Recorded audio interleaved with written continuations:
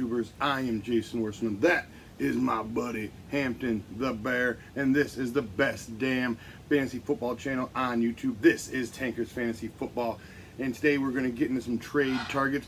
We're going to dig deep into some guys you want to target once you get into the fantasy playoffs, because I assume the majority of you who are watching this channel now are probably considering themselves locks to make the playoffs, or are still trying to sneak in to one of those last couple playoff spots in their league. So just in case, if you get there, I mean, these guys, we're going to look at the couple games we got left before the playoffs and then into the playoffs with the majority of these guys to see if you really want to get a little taste and get a little sexy. I am not an Amari Cooper believer, but my goodness, people, the Dallas Cowboys have the best wide receiver schedule remaining on the docket. They have the Falcons, who are giving the 5th most yards. The Redskins are giving the 3rd most yards. They got the Saints, who are giving the most yards and the 2nd most touchdowns. You got the Philadelphia Eagles, who are giving the 4th most yards. The Colts in week 15, who are surprisingly been kind of a stout defense, but you know, I'm not really afraid of the Indianapolis Colts. And then back up in that ass with the Bucks, who are giving up the 2nd most touchdowns to wide receivers week 16 for Amari Cooper. So all in on the buy for Amari Cooper right now. I know it's probably not a buy low, like, you know, we're trying to usually talk about buy low, sell high. This probably isn't a buy low. This is just more of a buy to just get him on your squad for that sexy fantasy lineup. This guy you can probably buy low, though, and John Brown, you can probably get him for pennies on the dollar, since he's had 4 of his last 5 games have been in single-digit PPR points. He's coming off the bye, but you look at it, his remaining schedule is sexy boy deluxe. He's got the Bengals, who are giving him the 2nd most yards. The Raiders are giving him the 6th most touchdowns. You got the Falcons giving him the 5th most yards and the 4th most touchdowns. Then he rolls in with the Chiefs. You know they're going to have to cling it and bang it to keep up with the Chiefs. You know, you got back with the Bucks, give them the 2nd most touchdowns, and to close it out with the Chargers. So you can get up in some of that John Brown for pennies on the dollar. Maybe even somebody even let him go in some of these shorter bench leagues. So all in on this rest of season schedule for a guy like downtown John Brown. One more wide receiver you're probably going to be looking to get locked and loaded in that wide receiver 2 spot, in that flex spot, if you're lucky enough to talk about Emmanuel Sanders and Courtland Sutton for the rest of the way. I mean, you're talking about, and you got Pittsburgh, week 12, they're giving up the, you know, they got the 22nd, their 22nd versus the pass. They got the Bengals, they're giving up the 2nd most yards, 2 wide receivers. You got San Francisco giving them the 24th most points, their 25th in points allowed to opposing wide receivers this year. Then the Cleveland are giving up the 6th most yards, and then the Raiders are giving them the 5th most touchdowns. So all in on the Emmanuel Sanders, Courtland Sutton. You can probably buy Courtland Sutton low. You know, Demaryius Thomas was traded. Everybody was, you know, all on the Courtland Sutton train. He went out there and got him like 8 PPR points in week 9. Big letdown. Had the bye week 10. I think he's gonna, you know, they're gonna use that bye week to get him more formed into his every down role that he's going to be looking to perform. And with this remaining schedule, I think Emmanuel Sanders and Courtland Sutton are solid starts and solid buys thus moving forward. Got a couple wide receiver sells here. Got T.Y. Hilton. He's got like the toughest remaining schedule versus wide receivers. You know, weeks 13 through 16, he's got Jacksonville. He's giving the fewest yards and touchdown. And he's got the Texans, who are giving the 10th fewest yards and the 7th fewest touchdowns. And he got the Cowboys giving the 5th fewest yards and the 2nd fewest touchdowns. And he's got the Giants, who surprisingly, I'm not really afraid of the Giants, but the Giants have also given the 2nd fewest touchdowns in the league. So that is just a murderer's row for T.Y. Hilton in your fantasy playoffs. So if you can go out and turn T.Y. Hilton into an Emmanuel Sanders or an Amari Cooper type, I would definitely look to do that. All right, we got Kenny Golladay, and also a sell. He went out there, got it sexy versus the Bears, so you can probably get a decent price on the Kenny Golladay as well. He's got the Cards, give him the 8th fewest touchdown. Then you got the Buffalo Bills, somehow give him the 2nd fewest yards and the 5th fewest touchdowns. That equals the fewest points allowed to wide receivers. And he's got the Vikings, who are giving up the 2nd fewest points to wide receivers and the 2nd fewest second fewest points, and the second fewest which equals the second fewest touchdowns and the fourth fewest yards. Blah, blah, blah. Took me a while to get that shit out of my mouth, but I finally fucking did. So Kenny Golladay also has a stiff remaining schedule. So again, if you can flip him for the likes of those guys that I had in the buy section, I would go ahead and do that. We got some buy lows at running backs here for you. Got some Dion Lewis. You know, he had the letdown up there and got you the single-digit PPR points, but he did touch the ball 22 times in that game. So his usage is still looking up. I am still a Dion Lewis believer. I know Derrick Henry vultured both of those touchdowns, but I think Dion Lewis, moving forward, if he continues to get this kind of work, will continue to be a sexy RB2 for you, and you can probably get him on the cheap after that letdown game versus the Patriots. We got some Joe Mixon, baby. He has Baltimore in this next week, you know. So maybe you let him play against Baltimore and get a little more down in the dumps. Maybe he gets another 10 PPR points or lower against the Ravens. And then you go out there and buy him.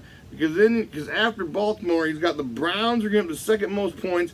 The Broncos are giving up 150 scrimmage yards a game to running backs. After that, he's got the Chargers who are giving up 154 scrimmage yards a game. The Raiders give up 170 scrimmage yards a game. And then he finishes out the season with the Browns again. So after this Ravens game coming up this week, Joe Mixon's rest of season schedule is just absolutely sexy deluxe. So you can go out there and get you some Joe Mixon to head into the fantasy playoffs with. I would be all in. All right, got some Aaron Jones. Now, some people are talking about selling high on Aaron Jones, but I just don't know. I mean, Aaron Rodgers even saying this guy's got to continue to get more and more work. And if Aaron Rodgers is saying it, that shit usually tends to happen. So, I mean, when you're looking forward, he's got Seattle and Minnesota next on the docket. You know, they're a little bit tough versus the run, but going into the fantasy playoffs, it does get a little bit sexier because he's got the Cardinals, who are getting up the fifth most yards at 168 yards a game.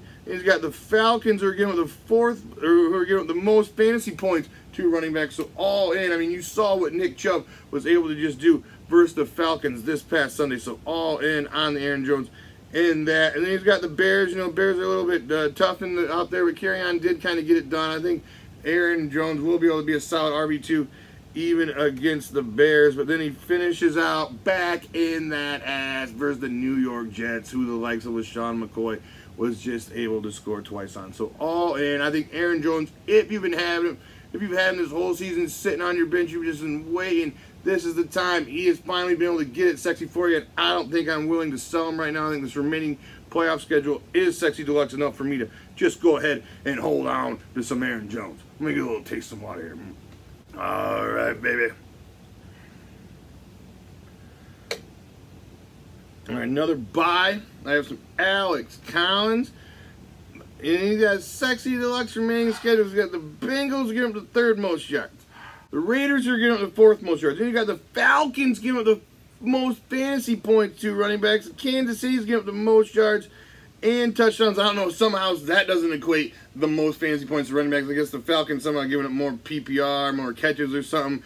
I don't know how the Kansas City's giving the most yards and touchdowns and not equaling the most points, but I guess it isn't true. They're like fourth in points out there. You got the Bucks after that are giving the fourth most points to running backs. Then he finishes off with the Chargers. All in sexy deluxe. I know Alex Collins is kind of a middle of the road back end RB2 this whole season, but I think he can get into that high end RB2 conversation going down this playoff stretch with a sexy deluxe schedule like that, boys. All right, some Philip Lindsay, maybe Royce Freeman coming back. Maybe people are like, oh no, that's going to go back to a three-headed timeshare again. So maybe you can go out there and get Lindsay on the relatively cheap, I mean not full cheap, but you know, probably fairly decent price on the Philip Lindsay. From week 13 on, he's got the Bengals third most yards. He's got San Francisco after that. He's got the Browns after that, giving him the second most points.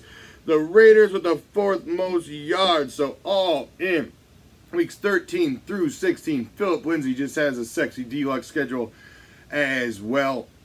So go ahead and try to get him on your playoff squad for, you know, out there. All right, we got some people, you know, maybe this is a time that we can sell high on LaShawn McCoy. We've been waiting all season for it, you know. I mean, maybe we just pack it in, ship him out. But then you start looking at his remaining schedule, and if the Bills can somehow continue to just feed him and get that work going, I mean, Matt Barkley or Josh Allen are going to be way better than the Peterman out there who has been released finally.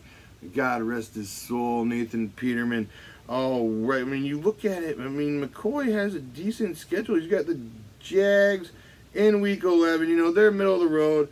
I'm not too afraid of the Jags anymore, but that's not really, you know, the matchup that we're looking for when we're talking about getting it sexy like this. But then he's got the Dolphins in Week 12. We're getting up to second most yards at 180 yards, scrimmage yards a game to running back. Then he's got the Jets, who he just shredded for 2 touchdowns. And then he plays the Lions. They're getting up to sixth most yards at 167 scrimmage yards a game to running backs. And he's got the Patriots Week 16. They're getting up to 147 scrimmage yards a game to running back.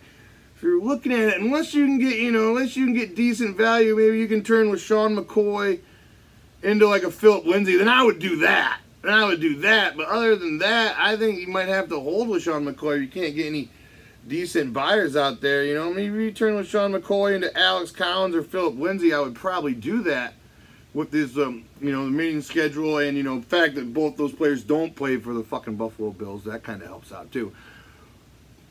But I mean, with Sean McCoy, I think you can start him. I mean, if you can't find any buyers, you're out there, you're sitting at him, you're looking at him. I think he's a solid flex play for you in these fantasy playoffs.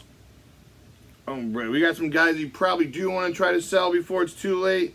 Adrian Peterson, I know the ship may have sailed on selling Adrian Peterson high, but he has 3 linemen out, and he has the toughest remaining schedule for running backs out there. So I don't know. I think you might try to sell Peterson, or just but somehow he does do well against tougher opponents out there. It's magical, but down these 3 linemen, I just don't think he's going to be able to get it sexy for you. Tevin Coleman also has the 4th toughest schedule rest of the season. Tevin Coleman, probably the time to sell high on him was after that Week 9 game. I think you can still go out there and get RB2 value in a sale of Tevin Coleman. And if you tell, like I said, if you can sell Tevin Coleman for Alex Collins or Philip Lindsay, I'd be all in on that. Guys that have some sexy deluxe tight end matchups into the playoffs, talking about Ben Watson, David Njoku, but I think I'm more willing to trust Ben Watson over David Njoku at this time. I mean, my fucking lord, David. I mean, Baker Mayfield's getting it sexy, and you are just not doing fucking anything for me. I mean, I know you got a bye week this week, and I got to start Ricky Seals-Jones in the league because of that. But, I mean, Ricky Seals-Jones goes out there and get 4 or 5 grabs again. Might be looking to ride the pine, David, with Ricky Seals-Jones showing you up out there, and that is just not very good. But we also have a guy like Vance McDonald who has the 5th strongest playoffs, 5th strongest rest of the season schedule for tight ends out there. I think if we get some Vance McDonald in your lineup, I think he could finish strong. I mean, tight end is just a wasteland after Kelsey. You know, after Kelsey and Ertz out there, it just kind of gets into the dark. I mean, my God, Kelsey, Ertz, and Kittle. You got to give it to the old boy, George Kittle, fucking Iwegian out there getting it sexy, but he is undeniable sex. So if you don't have those 3 guys, it's a crapshoot. I mean, Jimmy Graham, Jordan Reed out there, those guys be damned. Those guys can go out there and easily just get you 1 catch and just take a dump all over your fucking chest. All right, we got some defenses that you're going to want to need for the playoffs. Broke it all down. I think there's one defense that has the best schedule from weeks 13 through 16 without really any hiccups in there. I'm talking about the Titans D. They're on a lot of waiver wires. They're on my waivers in a lot of my leagues. So we're talking about Titans D. They got the Jets. Then they play the Jags. Then they play the Giants. Then they play the Redskins weeks 13 through 16. So I don't know if any team can get as sexy of 4 matchups as that. I mean, you got Patriots. They have the Dolphins week 14. Then the Buffalo Bills in New England week 16. That is also something you want to take a look at. But as far as the Titans, you get them. You just play them through the playoffs. You don't have to spend more on another defense. I think that is the one you're looking to have. All right, you got the you like the cut of my jib? Give me a subscribe. Give me a share. Get those comments pumping. Mash the piss out of that like button for me, boys. You know I appreciate some good like button mashing, boys. And get the comments going, and you know, YouTube algorithm, all that good shit out there. Get me the likes, get the comments, get these videos pumping in other recommended sections of other future Tankers listeners, baby. All right, Sexy Boy Deluxe back in that ass for the matchups on Friday. See you then.